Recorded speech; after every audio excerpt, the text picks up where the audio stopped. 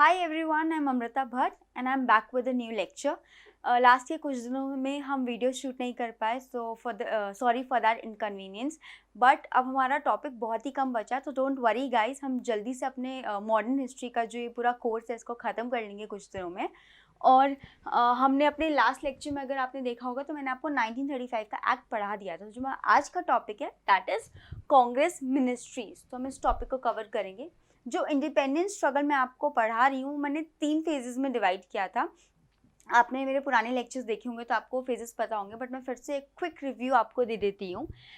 First phase था वो था 1885 टू 1915. 1885 में क्या हुआ था, कांग्रेस की फॉर्मेशन हुई थी. जो वेव ऑफ नेशनलिज्म था, जो नेशन के प्रति अपनी भक्ति थी, जो भावना थी, जो प्यार की भावना थी, वो यहाँ पे हम इस फेज में देखते हैं. और कांग्रेस की फॉर्मेशन हुई थी, राइट. फिर हम सेकेंड फेज देखते हैं which is the phase from 1815 to 1935. ये जो हमारा फेज है, इस फेज में हमने क्या क्या पढ़ा था कि जो कांग्रेस है, जिस फॉर्मेशन, जो फर्स्ट फेज में हम जिस कांग्रेस की फॉर्मेशन देख रहे हैं, वही फॉर्मेशन जो है, वो जो कांग्रेस है, वो स्प्लिट हो गई है. और स्प्लिट होने के बाद फिर से तिलक और एनी बेसेंट के साथ फिर से फॉर्मेशन होती है. और फिर से काफ़ी ज़्यादा कुछ पॉलिटिकल ऑर्गेनाइजेशंस एंड काफ़ी रिफॉर्म्स करते हैं for welfare of the society and country, right. अब हम थर्ड फेज देखते हैं विच इज़ फ्रॉम 1935 टू 1947. 47 में हमें इंडिपेंडेंस मिल जाती है और यहीं पे हम अपना जो मॉडर्न हिस्ट्री है उसको हम ख़त्म करेंगे. सो 1935 का एक्ट मैं आपको ऑलरेडी पढ़ा चुकी हूँ, the government of India act 1935. I hope आपने मेरी लास्ट वीडियो देखी हो. जिन्होंने नहीं देखी है वो प्लीज़ मेरी लास्ट वीडियो देखें, क्योंकि 1935 का एक्ट बहुत इंपॉर्टेंट है. और अब जो मैं आपको एक सीरीज़ बताऊंगी फ्रॉम 40 टू 47, ये सीरीज़ बहुत इंपॉर्टेंट है क्योंकि इस सीरीज़ में से क्वेश्चंस बहुत ज़्यादा पूछे जाते हैं. तो आप मेरी सीरीज़ को ध्यान से सुनिए और किसी को भी कोई क्वेरी हो वो कमेंट सेक्शन में हम मुझे बता सकता है, राइट. तो गवर्नमेंट ऑफ इंडिया एक्ट क्या था, यहाँ पे किस चीज़ की बात हुई थी. दो इंपॉर्टेंट चीज़ें यहाँ पे क्या थी, डायर की हट गई थी, यानी कि जो डुअल रूल था वो हट चुका था, dual rule of 1919. And what was the second thing, the second thing was कि यहाँ पर जो लेजिस्लेटिव असेंबली में जो लोगों की जगह थी, वहाँ पे जो सीट्स बढ़ा दी गई थी, उन सीट्स को बढ़ा दिया गया था. अब सीट्स को बढ़ा दिया गया था तो इसका जो इम्प्लीमेंटेशन था, अब एक्ट तो आ गया, बट अब एक्ट को लागू कब से शुरू हुआ, ये एक्ट लागू होना, दैट वाज फ्रॉम 1937 से ये एक्ट लागू होना शुरू हो गया था. अब लागू कैसे होता है, अब एक्ट तो बन गया और एक्ट को लागू होने से पहले अब जब सीटें आई है तो सीट में आप कैसे बैठोगे, इलेक्शंस के थ्रू बैठोगे. सो 1936 का जो टाइम पीरियड था, 35, 36, 37, 36 टू 37 का जो टाइम फ्रेमवर्क था, उसमें हम इलेक्शंस देखते हैं. है we come we see the elections. अब इलेक्शंस में कौन कौन सी पार्टीज खड़ी होंगी, कौन सी, उसमें 2 मेन पार्टीज थी, that was Congress and Muslim league. और ये 2 पार्टीज खड़ी हुई, इन्होंने अपने वोट्स मांगने शुरू करे लोगों से, बोला कि इनको इलेक्शंस में जीते. और ये अपनी जो लेजिस्लेटिव काउंसिल बनाई गई है गवर्नमेंट ऑफ इंडिया एक्ट के अंडर, उस एक्ट में इनको उस सीट में ये लोग बैठे और ये रन कर पाएँ, अब थोड़ा गवर्नमेंट अपने तरीके से रन कर पाएँ. इनका जो मैनिफेस्टो था वो बहुत ही आइडेंटिकल था. अब बात करते हैं कि मैनिफेस्टो क्या होता है. आपने देखा है जब भी इलेक्शंस होता है, नेता आते हैं और वो लोगों से अपनी डिमांड्स रखते हैं, अपनी मांगे रखते हैं और बोलते हैं आप अपनी मांगे बताएं, हम ये मांगे पूरी करेंगे, या हमारे ऑर्गेनाइजेशन के ये गोल हैं, हम इस गोल को अचीव करना चाहते हैं, इसलिए आप हम हमारा समर्थन करिए, हमारा सपोर्ट करिए. तो जो मैनिफेस्टो था ये बहुत ही आइडेंटिकल था.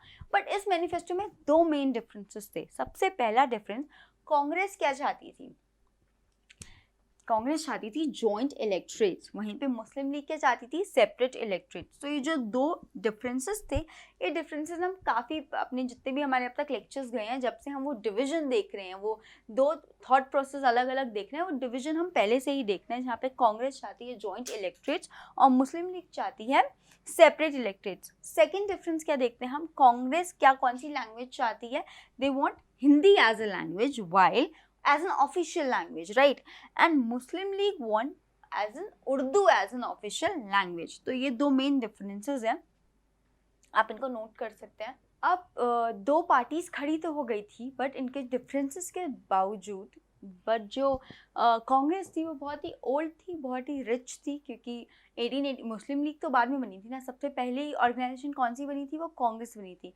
और उसके पुराने होने से लोगों तक उसे बहुत बेटर तरीके से वो जो लोगों तक पहुंचती थी, इसकी वजह से रिप्रेजेंटेशन किसको मिला, कांग्रेस को मिला। बट पुराना होने के बावजूद भी 11 प्रोविंसेस में सीट्स कितनी थी, 1771। इतनी सीटों में से 750 से लगभग थोड़ी ही ऊपर इनको सीटें मिल पाई। बट हालांकि जो भी है, जीती उस टाइम पे कांग्रेस ही, मुस्लिम लीग नहीं जीत पाई। और फरवरी 1937 में हम कांग्रेस मिनिस्ट्रीज का काम देखेंगे। कांग्रेस अब थोड़ी पावर में आती है, अपनी सीट्स में बैठती है। इनका जिस तरीके से इन्होंने 2 साल 4 महीने जिस तरीके से इन्होंने रन करा है कंट्री को, वो रनिंग हम देखते हैं कि कैसे इनका काम रहा, इनकी वर्क, जो कांग्रेस मिनिस्ट्री का वर्किंग थी वो इनकी कैसी रही। बट अब बात आती है कि सिर्फ 2 साल 4 महीने ही क्यों, हम इस बात पे भी आएंगे। बट पहले हम देखते हैं कि काम ये कैसा करते थे।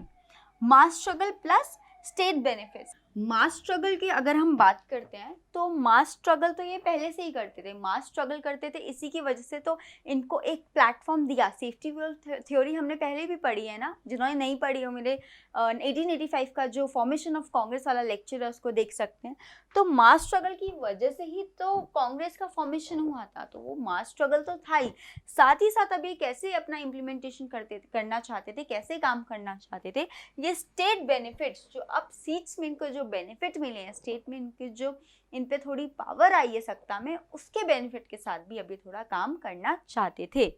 बट अगर हम स्टेट बेनिफिट्स की बात करते तो यहाँ पे जो पावर थी और जो फाइनेंशियल रिसोर्सेज थे वो कम थे। क्यों कम थे? क्योंकि जो कंट्री का जो फॉर्मेशन था, किस चीज़ का फॉर्मेशन की जो हेड है वो अभी भी इम्पीरियलिस्ट, अभी भी हम इम्पीरियलिज्म के ही दौर में हैं, और जो हेड है वो अभी भी इंडियन गवर्नमेंट नहीं है, अभी भी बाहर की गवर्नमेंट ही हम पे रूल कर रही है। वो पावर ऑब्वियसली कम होना था, और इन पे जो अगर इन पे कुछ सीट्स भी इनको लाई थी तो वो बहुत ही कम चीज़ें इन तक आई थी। आप हेल्थ देख लीजिए, आप एजुकेशन देख लीजिए। बट अगर पैसों की बात करते हैं, मनी बिल्स जैसी चीज़ों पे बात करते, तो इन पे वो चेंजमेंट करने की इन पे वो पावर नहीं थी। तो फाइनेंशियल जो रिसोर्सेज थे वो रिसोर्सेज कम थे। अब अगर आपको फॉर सपोज कोई कंट्री चलानी हो या कोई ग्रुप चलाना हो, कोई ऑर्गेनाइजेशन चलानी हो, तो उसके लिए 2 चीज़ें बहुत ज़रूरी हैं। Firstly the power. आप अगर किसी ग्रुप को, फॉर सपोज अगर आपने कोई एनजीओ खोला है और आप 5 जने हो उस एनजीओ में, तो आप उस एनजीओ को रन करने के लिए यू नीड सोर्सेज, कि आप उस एनजीओ को रन कर पाओ। तो राइट, वो पावर की ज़रूरत है। एंड साथ ही साथ फाइनेंशियल रिसोर्सेज, पैसा नहीं होगा तो आप एनजीओ नहीं रन कर सकते। Without money you can run NGO या एनी अदर ग्रुप। अगर कोई भी चीज़ हो, तो जब ये दोनों ही चीज़ें इन पे कम थी तो उस अच्छे तरीके से ये काम नहीं कर पाए। तो अगर इनका वर्किंग देखते हैं तो जो बेस था वो वही था, सत्याग्रह, इंडिपेंडेंस। हमको क्या चाहिए? आज़ादी चाहिए, हमें स्वराज चाहिए। बट स्वराज ये अपने सीट में बैठ के तो नहीं ला सकते थे। क्यों नहीं ला सकते थे? क्योंकि जो पावर है वो कम है, जो पैसा है वो कम है। तो इन्होंने जो फ्यूचर स्वराज था उसका ग्लिम्स लोगों को दिखाना शुरू करा, यानी कि हम अभी तो स्वराज नहीं ला पा रहे हैं, बट सीट में बैठ के जो जो हम इम्प्रूवमेंट कर रहे हैं, जो जो हम रिफॉर्म्स कर रहे हैं, आप बस वो लोगों तक ये पहुंचाना चाहते थे। ये समझ लीजिए कि अगर हम जब इंडिपेंडेंट होंगे, अगर आप फिर भी हमको ही चुनेंगे, तो हम यही एटमॉस्फेयर, यही कंट्री, यही नेशन हम आपको ला के देंगे। Second, salary. इनकी कितनी सैलरी होती थी? अब सीट्स में बैठे हैं तो सैलरी कौन देंगे? वो देंगे आपको जो ब्रिटिश है, वो ब्रिटिश गवर्नमेंट आपको सैलरी देगी। तो उनकी क्या सैलरी थी? इनकी 2000 सैलरी थी। इन्होंने अपनी सैलरी को रिड्यूस करके 500 कर दिया। मतलब कि बाकी सैलरी किस चीज़ में यूज़ करते थे? लोगों तक पहुंचाने में, उनको किसी चीज़ में ज़रूरत हो या अपने रिफॉर्म्स में। क्योंकि अब जो सीट के थ्रू, जो ब्रिटिश गवर्नमेंट के थ्रू जो पैसा आ रहा है वो तो कम है, तो उन्होंने अपना पैसा भी लोगों के वेलफेयर में लगाना शुरू कर दिया। थर्डली, मैनिफेस्टो क्या था इनका? Civil liberties. जितना ही पुराना कांग्रेस है उतना ही पुराना उसका मैनिफेस्टो है, सिविल लिबर्टीज। यही तो ये बात करते थे कि हर इंडिविजुअल को अपनी बात रखने की लिबर्टी होनी चाहिए, और यही चीज़ उनसे गवर्नमेंट, ब्रिटिश गवर्नमेंट छीन रही थी। जब भी ये कोई लड़ाई करते थे क्या करती थी, जेल में डाल देती थी, इनका फ्रीडम ऑफ स्पीच बंद करा देता। काफ़ी ऐसी ऑर्गेनाइजेशन थी जिन पे बैन लगा दिया था, यहाँ तक कि प्रेस में बैन, न्यूज़पेपर्स पे बैन, और इनको कोई काम इनके तरीके से नहीं करने देती थी। अगर ये थोड़े से भी इनका रिफॉर्म अच्छे मास मूवमेंट का मोड़ लेता था, वहीं पे उनको कैसे बिठा देती थी, अपने एक्ट्स ले आती थी, और उनको वो एक्ट्स हम पढ़ चुके हैं, और ऐसी ये चीज़ें करती थी कि लोगों पे जो दबाव बना रही थी उनको, उनके जो फ्रीडम ऑफ स्पीच थी उनसे वो छीन लेती थी। तो अब फ्रीडम ऑफ स्पीच उस टाइम पे तो ब्रिटिश गवर्नमेंट छीनती थी, बट अब इन पे थोड़ी वो पावर थी, और उसका इन्होंने इस्तेमाल करके जो ऐसी इलीगल ऑर्गेनाइजेशन पे जो बैन लगाया था, जैसे कि हिंदू सेवक दल, यूथ लीग, इन बैन्स को इन्होंने हटा दिया था। एंड साथ ही साथ कुछ जर्नल, प्रेस पे भी इन्होंने बैन लगा दिया था, क्योंकि अब लोग अपनी बात कैसे लिखते थे, जर्नल के थ्रू लिखते थे, पेपर कर लिखते थे, प्रेस पे बात लाते थे। तो इन्होंने ऐसी चीज़ों पे भी बैन लगा दिया था कि अगर कांग्रेस अपनी बात ऐसे लिखने लगेगी तो लोगों तक कांग्रेस की सोच और जाने लगेगी, और अगर कांग्रेस की सोच इतनी आगे तक जाने लगेगी तो लोग ब्रिटिश गवर्नमेंट के और विरोधी हो जाएंगे।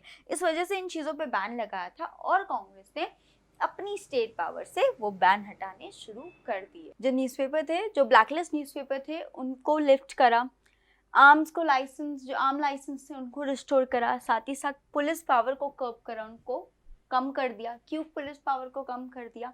पुलिस पे क्या पावर थी, आप कोई भी वॉलेंट, कोई भी आप अगेंस्ट जाते हैं तो वो बिना किसी रीज़न के या बिना किसी आपको लेटर के आपको अरेस्ट कर सकते हैं। पुलिस पे भी ऐसी पावर दे दी गई थी, तो उनको भी कम कर दिया गया। साथ ही साथ पॉलिटिकल प्रिजनर्स को भी रिलीज किया गया। अब ये कौन से पॉलिटिकल प्रिजनर्स हैं? जो मूवमेंट, सिविल डिसओबीडियंस मूवमेंट हम देखते हैं, हम ये नॉन कॉर्पोरेशन मूवमेंट हम देखते हैं, तो ऐसे मूवमेंट में क्या करती थी गवर्नमेंट? अरेस्ट कर लेती थी, उनको अंदर कर देती थी। तो ऐसे ही काफ़ी जो पॉलिटिकल प्रिजनर्स थे उनको भी रिलीज कर दिया गया। फॉर एग्जाम्पल कारकोरी सत्याग्रह। एग्रीकल्चर के लिए कांग्रेस मिनिस्ट्रीज ने क्या किया, इन्होंने जो बेसिकली लैंड था उस पर टैक्स लगता था, इसीलिए सिविल डिसओबीडियंस मूवमेंट पे एक नॉन टैक्सेशन कैंपेन भी चलाया था। तो ये टैक्स को रिमूव करके जो लैंड का जो ओरिजिनल मालिक है उसको लैंड दे दिया गया कि आप इसको रन कर लीजिए, क्योंकि ये आपका खुद का लैंड है। देन सोशली इन्होंने क्या किया, इन्होंने जो हरिजन समाज था, यानी कि जिसको हम अनटचेबल्स बोलते हैं, गांधी इनको क्या बोलते थे? People of God. इनको टेम्पल्स में आने दिया, इनके लिए फ्री एक्सेस किया, पब्लिक ऑफिसेज हो, वेल्स हो, इनको क्योंकि इनको पानी नहीं भरने देते थे एक कुएं से, और इनको टेम्पल में भी नहीं आने देते थे, तो वो सब एक्सेस इनको दिया। क्यों दिया? सो आप अब देख रहे हैं इन्होंने एग्रीकल्चर के लिए भी किया, मतलब पीजेंट्स के लिए भी किया, फार्मर के लिए भी किया। अगर हम वहीं पे हम सोशली देखते हैं तो जो माइनॉरिटीज़ हैं इनके लिए भी इन्होंने किया। एंड साथ ही साथ जो फ्रीडम ऑफ स्पीच रोक रखा था ब्रिटिश ने, वो फ्रीडम ऑफ स्पीच इन्होंने खोला।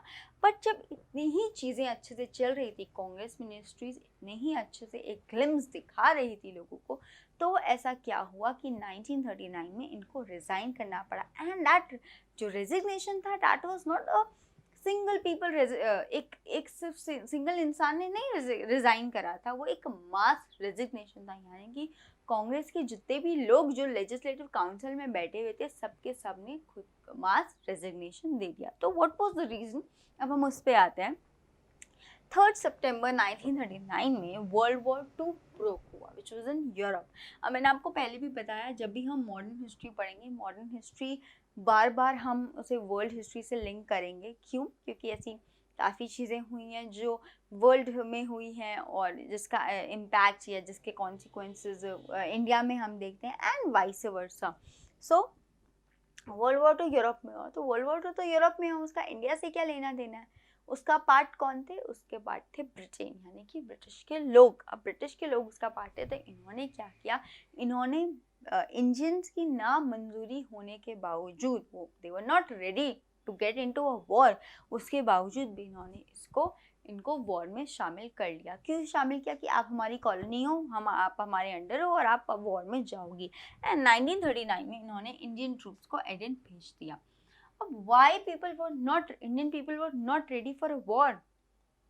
फर्स्टली, ये वॉर उनकी नहीं थी। वॉर किसकी थी? इम्पलिस लोगों की वॉर थी। ब्रिटेन वो फाइटिंग विद अदर पीपल। तो इसमें इंडियंस का क्या काम? वो तो वॉर से पहले भी कॉलोनी है, वॉर के बाद भी कॉलोनी है। तो इंडियन पीपल का तो कोई यूज़ नहीं था। सेकेंडली, जो रिसोर्सेज पे वॉर हो रही थी, अब अगर हम इंडस्ट्रियल रेवोल्यूशन देखते हैं इंग्लैंड का, किस ड्रेन ऑफ वेल्थ किस रिसोर्स पे हुआ? इंडियन रिसोर्स पे हुआ है। और जब आप खाने के लिए या अपनी कंपनी की ग्रोथ के लिए या गवर्नमेंट की ग्रोथ के लिए तक इंडिया से पैसा ले रहे हैं, तो ऑब्वियसली आप जो ये वॉर में लगाएंगे पे भी इंडियन के रिसोर्सेज से जाएगा। जाने भी हमारे लोग, अगर लोग मरते हैं तो हमारे ही लोग मरेंगे। For what? For nothing. More over resources भी आप हमारे उससे ले रहे हैं, तो नुकसान किसका हो रहा है? अगेन इंडियंस का हो रहा है। अगेन आप ड्रेन ऑफ वेल्थ का एक और तरीका हमारे साथ करें। तो जो कांग्रेस के मिनिस्टर्स थे, they were not ready for it. They were like, हमको नहीं इस लड़ाई का पार्ट बनना है, क्योंकि इस लड़ाई में हमारा कोई योगदान इसलिए हम नहीं देना चाहते कि हमारा कोई फायदा नहीं है। बट अब इन्होंने बट फिर कुछ हम कांग्रेस में क्या देखते हैं? मॉडरेट्स एंड एक्सट्रीमिस्ट देखते हैं। कुछ लोग हैं जिनकी सोच थोड़ी ये है कि चलो गवर्नमेंट के साथ साथ चलते हैं, इनके साथ यूनाइट होके एक गवर्नमेंट को रन करते हैं। वहीं पे हम कुछ ऐसे एक्सट्रीमिस्ट या सोशल ग्रुप देखते हैं जो बोलते हैं कि नहीं, हम सिर्फ स्वराज के लिए लड़ेंगे, हम इनके साथ, इनके कॉरपोरेशन में हम कोई काम नहीं करेंगे। और वही फिर से हुआ। जो कॉरपोरेट पीपल थे, जो कॉर्पोरेट करना चाहते थे ब्रिटिश गवर्नमेंट के साथ, उन्होंने क्या कॉर्पोरेट किया? उन्होंने कंडीशन रख दी। What was the condition? First, आप हमको कॉन्स्टिट्यूएंट असेंबली देंगे, जब वॉर खत्म हो जाएगी आप हमको फ्री कर देंगे, हमको एक संविधान बना के दे देंगे। Then secondly, genuine responsible government, क्योंकि अब आपने जो गवर्नमेंट हमको दी है, जो गवर्नमेंट ऑफ इंडिया एक्ट में जो आपको हमने सीट्स दी हैं, उसमें तो आपने बस हमको एक दिखावटी दुनिया दिखा दी है। क्योंकि अगर हम अभी भी बात करें पावर की, तो वो तो अभी भी ब्रिटिश गवर्नमेंट पे है। इम्प्लिसिट स्ट्रक्चर है अभी भी सोसाइटी का, तो वो स्ट्रक्चर को सही करिए। हमें एक रिस्पॉन्सिबल गवर्नमेंट चाहिए। इन 2 मांगों पे इन्होंने बोला कि अगर आप ये 2 मांगे हमें वॉर के बाद देते हैं, आप छोड़ के चले जाते हैं, तो वी अग्री, हमें कोई प्रॉब्लम नहीं है, हम आपके वॉर में पार्ट करेंगे, हमारे लोग आपके साथ वॉर में चलेंगे। बट उस टाइम पे जो वॉइसरॉय थे, कौन थे वॉइसरॉय? लिंथिगो, इन्होंने इसको रिजेक्ट कर दिया। अब काफ़ी बार एमसीक्यूज़ में पूछ लेते हैं कि इस पीरियड में वॉइसरॉय कौन थे, तो ये कौन सा हम पीरियड देख रहे हैं अभी? That was the period of 37 to 39 which was till 40। ये जो हम पीरियड देख रहे हैं इसमें वॉइसरॉय अभी भी लिंथिगो है। और इन्होंने बोला कि नहीं, हम ये जो आप हमें डिमांड कर रहे हैं, ये डिमांड हम आपकी नहीं पूरी करेंगे। वहीं पे जो दूसरे आइडियोलॉजी के लोग थे, जो सोशलिस्ट ग्रुप थे, सुभाष चंद्र बोस और काफ़ी ऐसे लोग, उन्होंने बोला नहीं, सिविल डिसोबीडियंस कर लेते हैं, फिर से मास सिविल डिसोबीडियंस मूवमेंट कर लेते हैं, हमें इनको चांस देना ही नहीं चाहिए, हमें इनके साथ कॉर्पोरेट करना ही चाहिए। हम क्या कर रहे हैं इतने टाइम से, इतने सालों से रिफॉर्म होते हैं, ये हमको फिर झूठी दुनिया में लाके खड़ा कर देते हैं, हम फिर से काम करते हैं और फिर से ये अपने अकॉर्डिंग अपना इम्प्लिसिट स्ट्रक्चर हमको दे देते हैं। वही 1919 में हुआ, वही साइमन कमीशन के टाइम पे हुआ, वही उसी की वजह से तो नॉन कॉर्पोरेशन और सिविल डिसओबीडियंस हुआ, और वही हम 1935 के एक्ट में भी देखते हैं। क्योंकि अगर एक रिस्पॉन्सिबल गवर्नमेंट की आप बात करते हैं, तो अभी वो पावर तो आपने अभी भी हमको नहीं दी, तो इन्होंने बोला कि नहीं, हम सीधा सिविल डिसओबीडियंस मूवमेंट ही करते हैं। बट इसके बाद भी कुछ ऐसी चीज़ें हुई, क्योंकि अब लड़ाई शुरू हो चुकी थी और जो वॉइसरॉय थे, जो ब्रिटिश गवर्नमेंट थी, उनको बहुत ज़रूरत थी इंडिया के सपोर्ट की, for resources and for the people. तो उन्होंने बोला कि भाई कुछ करते हैं, कुछ इनके लिए भी इनके बेसिक जो इनकी डिमांड्स हैं उसको भी थोड़ा थोड़ा पूरा करके अभी इनसे अपना काम निकलवाते हैं, और उसी को हम देखते हैं as in a form of August offer. ये हम नेक्स्ट लेक्चर में कवर करेंगे और देखेंगे ऐसा क्या था ऑगस्ट ऑफर में जिसकी वजह से जो कांग्रेस मिनिस्ट्रीज थी उन्होंने मास रेजिग्नेशन दे दिया। Thank you for watching the video.